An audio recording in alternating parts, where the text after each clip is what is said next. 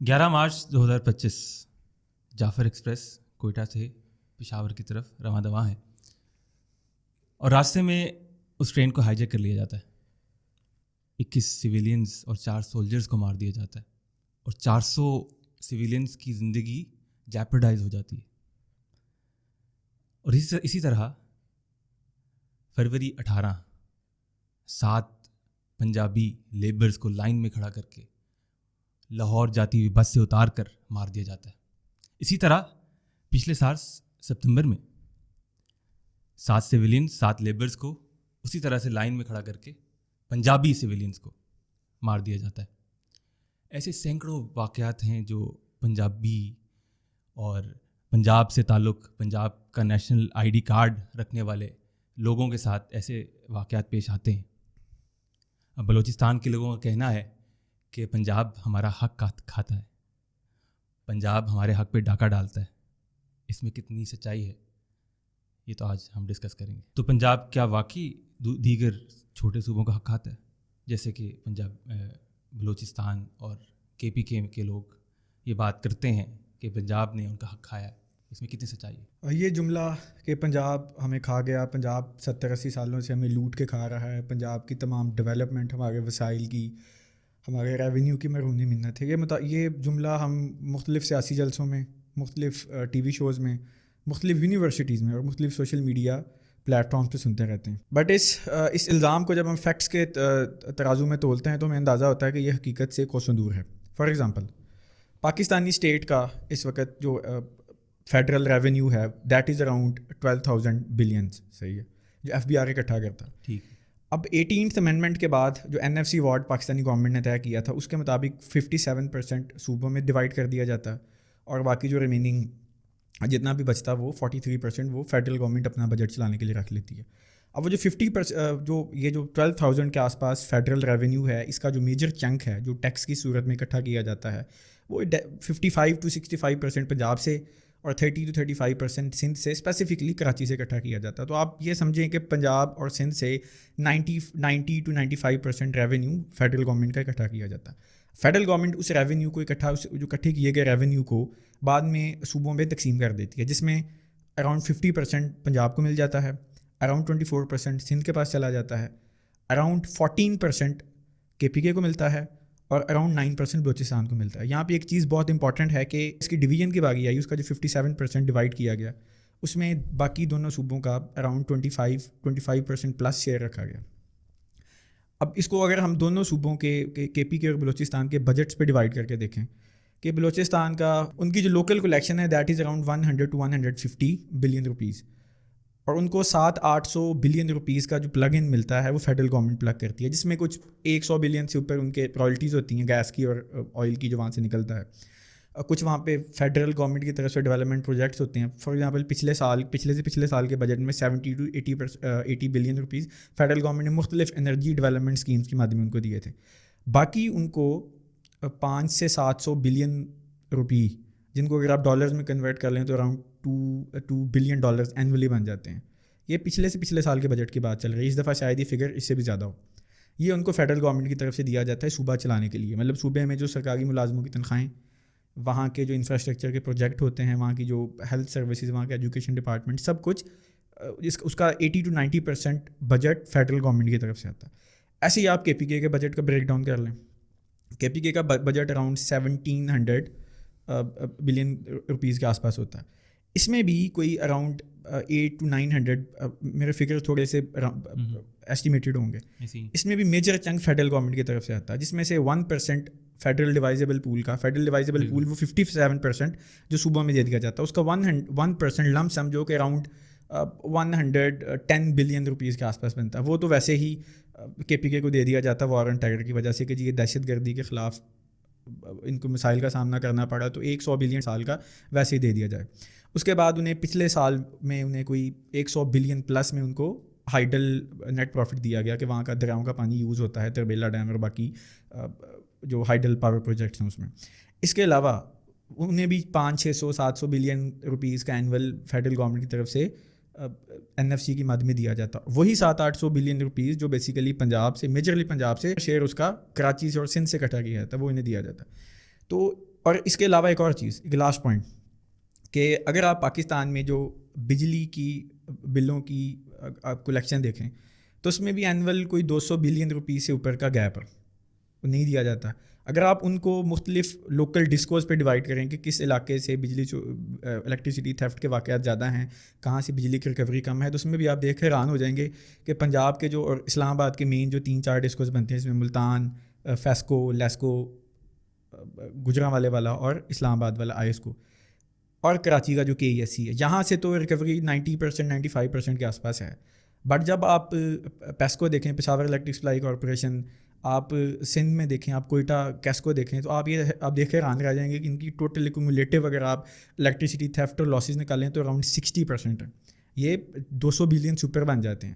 اور مزے کی بات یہ ہے کہ ان 200 بلین روپیز کے اینول ڈیفیسٹ کو پلگ ان کرنے کے لیے جو اس سال کا، جو اس وقت کرنٹ فائنینشیل ایئر ہے، جو 2 جولائی 2024 سے لے کے اب تک جو بھی کمپلیٹ نہیں ہوا، جولائی میں کمپلیٹ ہوگا، آپ کہہ لیں کہ 6-7-8 مہینے ہو گئے ہوں.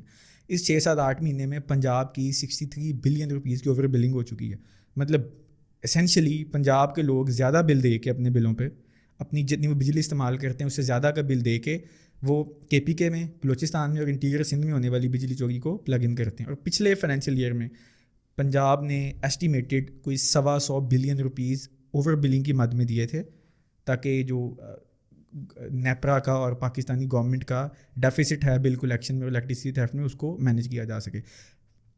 تو اتنی اگر اس کو کھانا کہتے ہیں، اگر ہم ان فیکٹس کے باوجود بھی کوئی یہ بندہ سمجھے کہ پنجاب باقی صوبوں کو کھا رہا، تو اس کو ایک سیاسی بیان سے زیادہ کچھ بھی نہیں سمجھا جا سکتا. سر یہ تو وہ کہتے ہیں، وہ لوگ یہ کہتے ہیں کہ بھائی ہمارا پانی، ہمارے دریاؤں سے پانی آ رہا ہے اور بجلی جو پروڈیوس ہو رہی ہے وہ ہمارے پانی سے ہو رہی ہے، تو ہم کیوں بل ادا کریں. دیکھیں اس معاملے میں جب بھی KPK کی، بلوچستان کی یا سندھ کی گورنمنٹ کو کنفرنٹ کیا گیا کسی بھی پبلک فورم پہ، تو ادھر سے مختلف پولیٹیشینس کا، وہاں کی جو سول کمیونٹی کے بہت سے لوگوں کا یہ جواب ہوتا ہے کہ جی پانی تو ہمارے پانی سے بجلی بنتی ہے، اسپیشلی KPK میں، تو ہم اس کا بل کس چیز کا دیں. دیکھیں یہ پانی والی بات تو یہ خیر پاکستان کا، صرف پاکستان کا مسئلہ نہیں ہے کہ وہاں پہ پانی کی ملکیت پہ تصادم ہے. دنیا میں آنے والے سالوں میں یہ تصادم، یہ کانفلکٹ شدت اختیار کریں گے کیونکہ پانی تو کم ہوتا جا رہا. تو اب دریائے سندھ کی اگزامپل لے لیں، وہ تبت میں نکلتا ہے. تبت میں یہ انڈین آکوپائڈ کشمیر سے ہوتا ہے، وہ گلگل بلتستان آتا ہے، وہاں سے یہ KPK میں داخل ہوتا ہے، وہاں سے یہ پنجاب میں انٹر ہوتا ہے اور پنجاب سے سندھ میں چلا جاتا. تو اب اس پہ کون ڈیسائیڈ کرے گا کہ وہ پانی کس کی ملکیت ہے؟ تو پہلی بات تو یہ. اور ویسے بھی انٹرنیشنل لاء میں ہائر ریپیرین اسٹیٹس اور لوور ریپیرین اسٹیٹس کے حقوق کا تحفظ ہے. KPK والے لوگ اسپیسیفکلی تربیلا ڈیم کی ملکیت کی بنیاد پہ دعویٰ کرتے ہیں کہ بجلی تو KPK میں بنتی ہے، تو ہم آپ کو بجلی کا بل کیوں دیں، ہمیں بجلی، وہ ایک ورڈ یوز کرتے ہیں کہ جی یہاں تو بجلی 5 روپے یونٹ میں بنتی ہے، تو ہم اس کے 36، 37 یا 35 جتنے بھی روپے یونٹ ہم کیوں دیں. تو اس میں بھی ایک تھوڑا سا ہسٹوریکل کنٹیکسٹ لازمی ہے اس مسئلے کو سمجھنے کے لیے. تربیلا ڈیم 1960s میں جو پاکستان اور انڈیا کے مابین انڈس واٹر ٹریٹی ہوئی تھی، اس کے تحت بنا تھا. اس کے لیے فنڈنگ بیسیکلی ورلڈ بینک نے اس کو فائنینس کیا تھا، جو کہ لون تھا، اور وہ لون الٹیمیٹلی انہوں نے دیا تھا فیڈرل گورنمنٹ کو، اور فیڈرل گورنمنٹ نے اس کو ریٹرن کیا، یا اس کو ریٹرن آہستہ آہستہ کر دیا ہوگا یا آگے فیوچر میں کرے گی. 1960s میں ملا تھا. اور ایک اور امپورٹنٹ پوائنٹ کہ اس سندھ طاس معاہدے کے تحت پنجاب کے 3 ایسٹرن ریورز، جس میں بیاس، ستلج، راوی، یہ تینوں انڈیا کو دیے گئے تھے، اور انڈیا سے جہلم، چناب اور سندھ پہ پاکستان کا رائٹ اکنالج کیا گیا تھا. اور مزے کی بات ہے کہ یہ سندھ طاس معاہدہ کسی ڈیموکریٹک گورنمنٹ نے نہیں کیا تھا، یہ KPK سے تعلق رکھنے والے ایک ملٹری ڈکٹیٹر ایوب خان نے کیا تھا. تو اگر اس کو اس کانٹیکسٹ میں دیکھیں کہ اس معاہدے میں پنجاب ایک ایکسکلوزیولی 3 دریا جن کا کسی اور صوبے سے کوئی تعلق نہیں تھا، پنجاب سے تعلق تھا ان کا، وہ انڈیا کو دیے گئے، اور اس کے بدلے 3 دریا لیے گئے. اور ساتھ ورلڈ بینک نے ہمیں بڑے کم سود پہ قرضہ دیا کہ ہم وہاں پہ ایک ڈیم بنا کے اپنا مینیج کریں اپنے ریور سسٹم کو. تو کیا اس ڈیم پہ اب KPK کے لوگ یہ دعویٰ کر سکتے ہیں کہ ہمارا ڈیم ہے؟ کیونکہ پنجاب کے لوگ ایز اے پنجابی کوئی بھی یہ کہہ سکتا ہے کہ دیکھیں جی اس ڈیم کو بنانے کے لیے پنجاب کے 3 دریا گئے تھے، اور ان 3 دریاؤں کے جانے سے صرف بجلی کا مسئلہ نہیں ہوا. آپ اگر ساؤتھ پنجاب میں جائیں، جو دریائے ستلج کی ویلی تھی، دریائے ستلج کا بیڈ تھا، تو وہاں پہ لاکھوں ایکڑ زمین بنجر ہو گئی تھی، کیونکہ آپ جتنی بھی نہریں کھود لیں ستلج یا بیاس میں پانی ڈالنے کے لیے، آپ کبھی بھی جو کہ نیچرل والیوم تھا واٹر کا، اس کو آپ ریپلیس نہیں کر سکتے. تو پنجاب نے یا وہاں کے کسانوں نے یا وہاں کے مقامی لوگوں نے ان ریئل ٹرمز نقصان اٹھایا ہے اس معاہدے سے. اور اس کے بعد اگر یہ بتایا جائے کہ جی وہ بجلی، وہ جو دریا تھا سندھ، وہ بھی آپ کا نہیں ہے کیونکہ وہ فارچونیٹلی انفارچونیٹلی 2-3 اور صوبوں میں سے بھی گزر کے آ رہا. تو یہ بات نہ لیگلی جسٹیفائڈ ہے، نہ یہ سوشلی جسٹیفائڈ ہے، اور نہ اس کو ویسے لاجیکلی جسٹیفائڈ کہا جا سکتا ہے. اچھا، یہ بات بڑی کی جاتی ہے کہ پنجاب جو ہے بلوچستان کے ریسورس کھا جاتا ہے پنجاب، کیونکہ یہ ہمارے سامنے اسٹیٹسٹکس بھی موجود ہیں کہ بلوچستان کے پاس ایک بڑا ذخیرہ ہے، کول کا ذخیرہ ہے، پھر گولڈ ہے، پھر کرومائٹ ہے، پھر آئل ہے، اور بلوچستان ایک بڑا رچ ان منرل صوبہ ہے. اور یہ کہا جاتا ہے کہ تمام جو وسائل ہیں وہ پنجاب کھا جاتا ہے. اس میں کتنی سچائی ہے؟ یہ بھی بالکل اس پہ کوئی شک نہیں کہ بلوچستان کی زمین میں شاید ٹریلینز آف ڈالرز کے منرلز ہوں گے، بٹ کیا پاکستانی گورنمنٹ ان منرلز کو اس وقت ایکسپلائٹ کر رہی ہے کہ نہیں، یہ ایک ڈیبیٹیبل کویشچن ہے. اس پہ تھوڑا سا اس کو ڈیپلی دیکھا جائے تو اس کی حقیقت بھی سامنے آ جائے گی. فار ایگزامپل، پاکستان اس وقت اراؤنڈ 200 سے 250 ملین ڈالرز کے اینول گولڈ ایکسپورٹ کرتا ہے، جو کہ پرائمریلی بلوچستان سے نکلتے ہیں، اور ساتھ پاکستان کچھ آئل اور گیس نکلتی ہے بلوچستان سے. بٹ پاکستان آج بھی اپنی گیس کے اور اپنے آئل کے میجر چنک کے لیے ڈپینڈنٹ ہے امپورٹ پہ. دیکھیں، آپ نے پچھلے کچھ سالوں میں سنا ہوگا کہ پاکستان نے قطر کے ساتھ LNG کے معاہدے کیے تھے. اگر واقعی ہی بلوچستان میں یا پاکستان کے کسی بھی علاقے میں گیس کے اتنے انکاؤنٹیبل ذخیرے موجود ہیں، تو پاکستان کیوں مجبور ہے کہ وہ قطر سے یا باقی کسی ملک سے یا ایران سے بھی ہم نے معاہدہ کیا تھا 90s میں، not today, back in 90s، کہ ان سے ہم گیس پائپ لائن آئے گی جو وہاں سے ہمیں گیس دے گی. ساتھ پاکستان کا ایک اور پروجیکٹ جو ہمارے ایک پلانز میں ہے، شاید کبھی مستقبل میں پاکستان اس پہ عمل کرے، کہ تاجکستان سے بھی ایک گیس کی پائپ لائن آنی تھی، جس کو TAPI کہتے تھے، کہ وہ تاجکستان سے افغانستان آئے گی، وہاں سے پاکستان آئے گی. اگر واقعی ہی بلوچستان اور KPK میں یا سندھ میں اتنے گیس کے ذخائر تھے کہ اس پہ پورا پنجاب یا پورا پاکستان چل رہا ہے، تو کیا پاکستان کو کیا ضرورت تھی کہ وہ بیک ان 90s اور 80s ایسے معاہدے کر دی. اس کے علاوہ وسائل کی بات کرتے ہیں. پاکستان کی ٹوٹل ایکسپورٹ اس وقت ہے 28-29-30 بلین ڈالر کے آس پاس اینول، فلکچویٹ کرتی ہے. اس کا جو 50 to 60% چنک ہے، وہ ہے 50% کے آپ آس پاس سمجھ لیں، وہ آتا ہے ٹیکسٹائل سے. اب ٹیکسٹائل کے لیے کیا کیا چاہیے؟ ٹیکسٹائل کے لیے بجلی تو چاہیے اوبیسلی، اس کے لیے بیسیکلی کاٹن چاہیے اس کے لیے، اور باقی ٹیکسٹائل ملز چاہیے. اور ٹیکسٹائل ملز ہم سب جانتے ہیں کہ وہ زیادہ تر پنجاب میں، اسپیسیفکلی فیصل آباد اور کراچی میں بھی ایک بہت بڑی تعداد ٹیکسٹائل ملز کی موجود ہے. تو بیسیکلی وہ جو 40-50% پاکستان کی ایکسپورٹ آ رہی ہے، وہ ان 2-4 علاقوں سے، مطلب سینٹرل پنجاب آپ کہہ لیں اسے، یا آپ جو صدرن سندھ یا کراچی کہہ لیں اس کو. اس کے علاوہ اراؤنڈ 10 to 15% پاکستان زرعی اجناس ایکسپورٹ کرتا ہے، جس میں گندم آ جاتی ہے، چاول آ جاتا ہے، اور باقی کچھ فروٹس آ جاتے ہیں.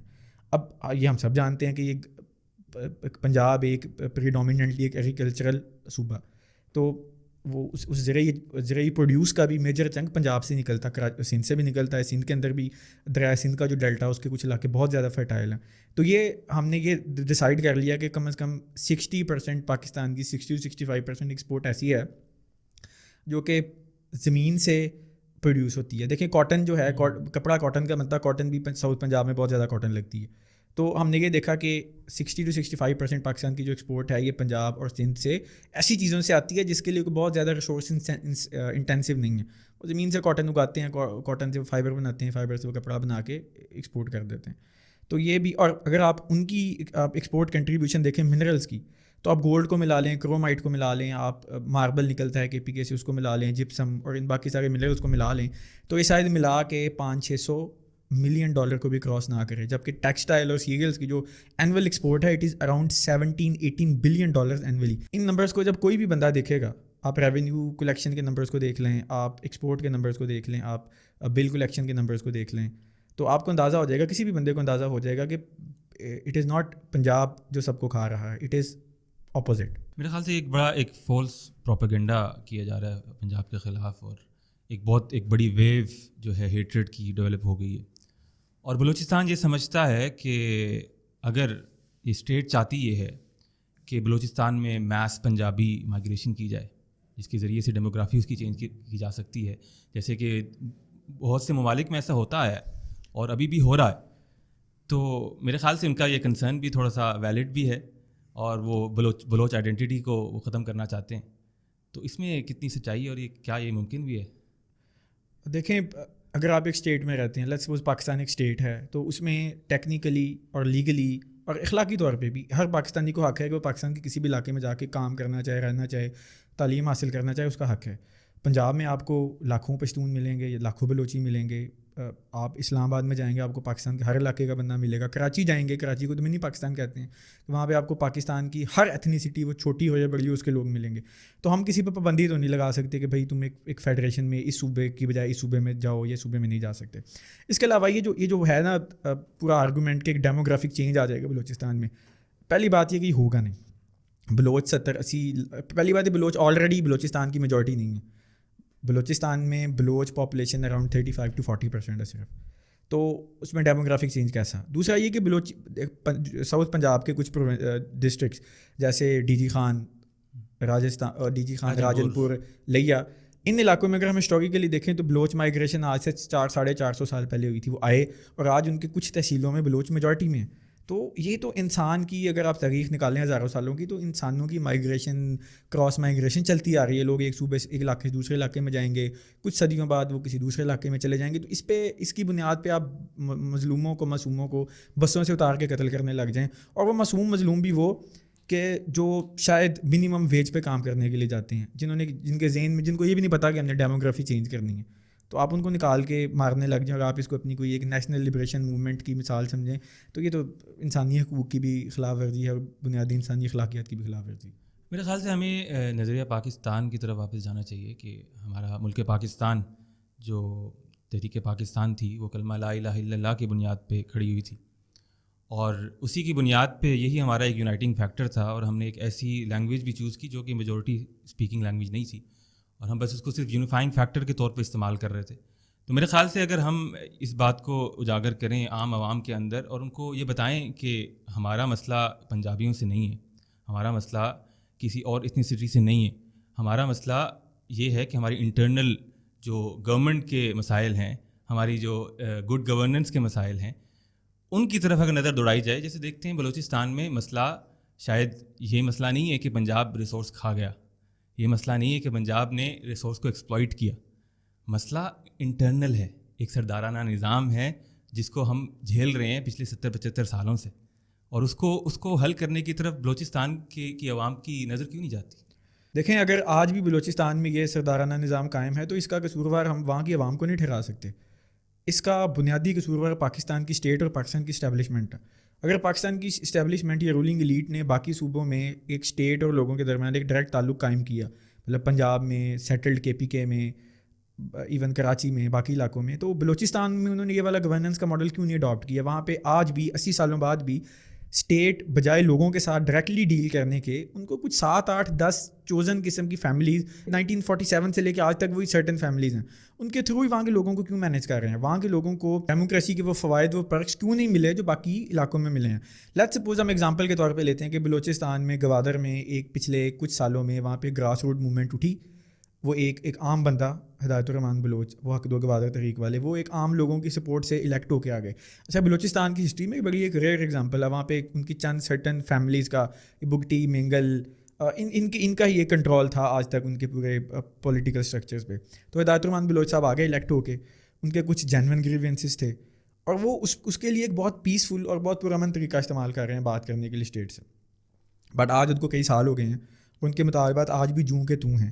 جب اسٹیٹ لوگوں کے جنونلی الیکٹڈ لوگوں کے مطالبات, جو فیلنگز لے کے آئیں گے, اپنے لوگوں کے مسائل لے کے آئیں گے, جب اسٹیٹ اس کو نہیں سنے گی تو دیر از اے پرابیبلٹی کہ لوگ شاید وہ والا راستہ اڈاپٹ کریں جو آج بلوچستان میں بہت بڑا مسئلہ بن چکا ہے, وہ وائلنس کا, بندوق کا راستہ اڈاپٹ کریں گے. بٹ دیکھیں, اب ایک لیٹس سپوز ہدایت الرحمان بلوچ صاحب کوئی 10 مسائل کی ایک لسٹ لے کے گورنمنٹ کے پاس آتے ہیں, تو اس میں سے ہو سکتا ہے کچھ مسائل ایسے ہوں گے جو کہ شاید اتنے قابل ان کو ٹھیک نہ کیا جا سکتا ہو, بٹ کچھ مسائل 50%, 40%, 60% مسائل تو ایسے ہوں گے نا, جینون ہوں گے, اور ان کو ٹھیک کر کے وہاں کے لوگوں کی لیونگ کنڈیشنز کو جنرلی امپروو کیا جا سکتا ہے.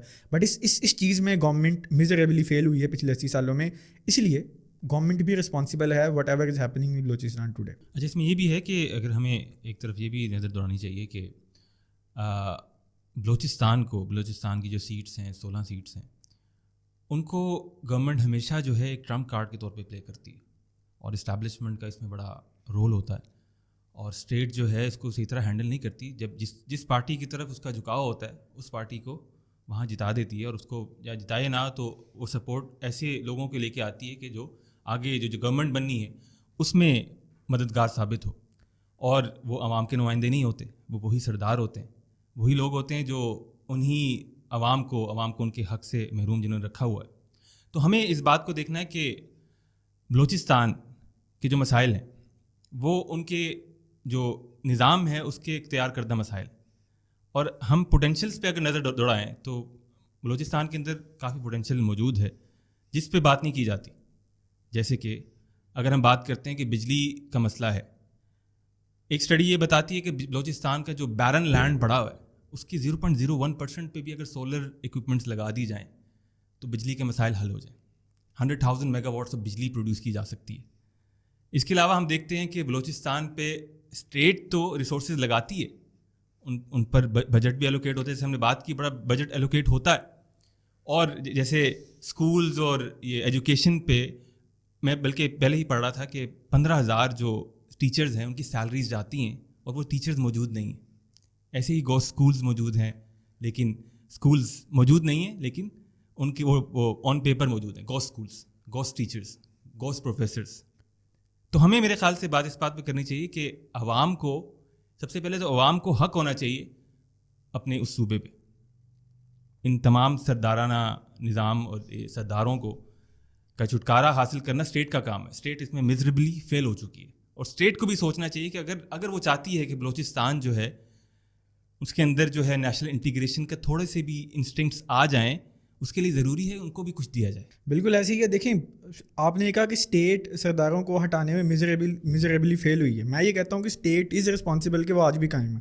اور جو وہاں کے جو ٹرائبل فیملیز ہیں نا سرٹن, وہ پچھلے 80 سالوں سے ہیجنگ کر رہے ہیں. ہیجنگ کے یہ کہ وہ ایک اپنی ٹانگ رکھتے ہیں گورنمنٹ کی کورٹ میں, ایک ٹانگ اپنی وہ رکھتے ہیں سیپریٹسٹ یا دہشت گردوں کی کورٹ میں. فار ایگزامپل آپ ایگزامپل لیں مینگل فیملی کی. اختر مینگل صاحب ایکس چیف منسٹر, ان کے والد صاحب بھی ایکس چیف منسٹر رہے بلوچستان کے. انہوں نے پچھلے دنوں ایک بہت ایموشنل اسپیچ کی بلوچستان کے حالات پہ کہ بلوچستان آپ کے ہاتھ سے نکل چکا ہے.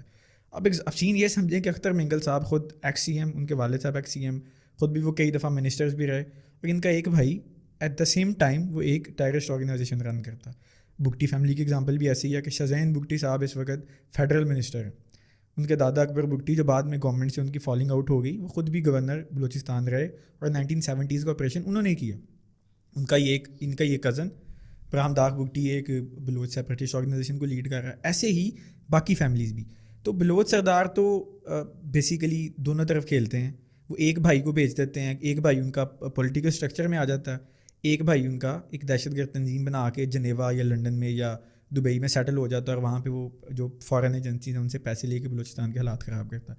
تو ان کو ہٹائے بغیر بلوچستان کے حالات ٹھیک نہیں ہوں گے, اور ان کو ہٹانے کے لیے responsibility fair and square Pakistani government پہ. اگر ان کو ہٹائے, وہ ان کو نہ ہٹائے, وہ صرف ان کو سپورٹ دینا بند کر دے, automatically with democratic process, with social evolution, یہ سردارانہ نظام جیسے باقی ملک سے ہٹ گیا, بلوچستان سے بھی ہٹ جائے گا.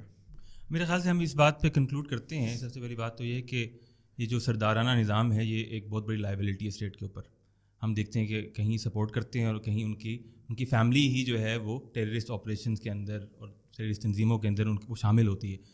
تو ہمیں اس بات پہ کنکلوڈ کرنا چاہیے کہ ہمیں جو نیشنل انٹیگریشن کے جو انگریڈینٹس ہیں وہ ضروری ہے کہ ایک کامن فیکٹر پہ اکٹھے کر لیے جائیں. اب ہم نے جب پاکستان لیا, پاکستان اسلام کے نام پہ لیا, لا الہ الا اللہ محمد رسول اللہ کے نام پہ لیا, اور پاکستان کی جو میجورٹی ہے وہ 99.9% مسلمان ہی ہیں, اور ہمیں اسی کو یونائٹنگ فیکٹر رکھنا چاہیے. اور آج کل جو ہیٹریڈ کی ایک لہر چل رہی ہے اور پنجابیوں کے خلاف, اور پھر ظاہر ہے اگر پنجابیوں کے خلاف اتنا زیادہ بولا جائے گا تو پنجابی بھی اٹھ کر ایک الگ ایک ایسی قوم جو بالکل ایک نیوٹرل قوم ہے, اس کے اندر بھی وہ جذبات ابھر جائیں گے, اور وہ بھی پھر سامنے آ کے کھڑی ہو جائے گی, جو کہ اسٹیٹ کے لیے بھی ایک اچھی چیز نہیں ہے. تو میرے خیال سے اسٹیٹ کو اس بارے میں سوچنا چاہیے کہ اس معاملے کو کیسے ہینڈل کرنا ہے, کیسے جو ہے عوام کو سمجھنا ہے کہ یہ اپنی عوام ہے, اور اس کو ہم نے کیسے انٹیگریٹ کرنا ہے نیشنل انٹرسٹ کے ساتھ.